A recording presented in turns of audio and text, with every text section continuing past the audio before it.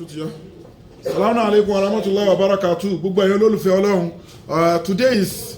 August 2nd, 2023. Inna lizzata lillahi jami'a. Gbogbo agbára Ọlọ́run ọba lónìí. Ẹ farabalẹ̀ kẹ́ gbọ́ fídíò wa. Gẹ́gẹ́ mo sọ fún wa pé aláwọn powder kan fẹ́ni tó bá ní sugar diabetics tó bá lo powder yẹn láàrin 1 month sugar yẹn ó máa kúrò nínú blood rẹ̀ ó máa kúrò nínú system ó máa fọ̀ dànù. Tó bá jẹ́ tó yẹ pé natural wọn ni kò ní gbúrú ẹ̀ mọ́ tó yẹ pé tó jẹ́ hereditary ni tó yẹ pé ó jogún ẹ̀ ni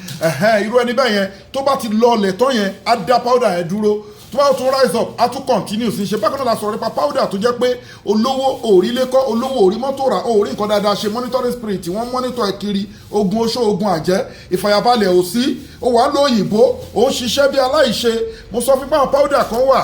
tó yẹ pé tó bá gẹ̀ẹ́tì àwọn powder wọ̀nyí ó lágbára púpọ̀ jù tó yẹ pé tó bá ń lo àwọn powder yìí evil spirit wọn ò ní access sí ẹ bá rí àmà wà láàrin ìwà àtàwọn ẹ̀mí òkùnkùn bẹ́ẹ̀ ni wọn ò ní rí ẹ mọ́ monitoring spirit ò ní rí ẹ mọ́ wàá máa lo ògo ẹ eléyìí kì í ṣoṣólẹ̀ kì í ṣàwúre kì í ṣèmùlẹ̀ kì í ṣẹ̀bẹ̀ àgbà natural tó bá ti ń lò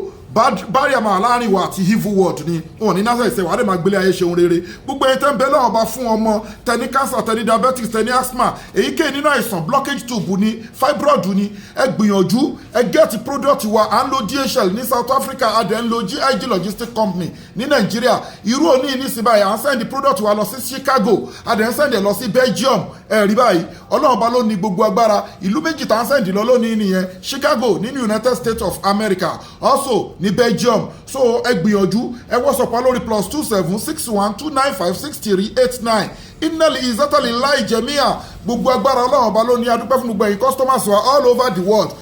Ọlọ́run máa gbàdúrà yín àti gbogbo ẹ̀yin tẹ́ ń dá sí ètò àwọn ọmọ aláìní àdúrà yín máa gbà bọ̀ tí a sọ fún yín pé organization wa a nídìí hajj àti umura ẹ fi tawá lọ rẹ kó máa jẹ́ sádàkọ̀ járíyà fún yín aláwọn èèyàn tá a máa fún masalamu wa ilal liqai.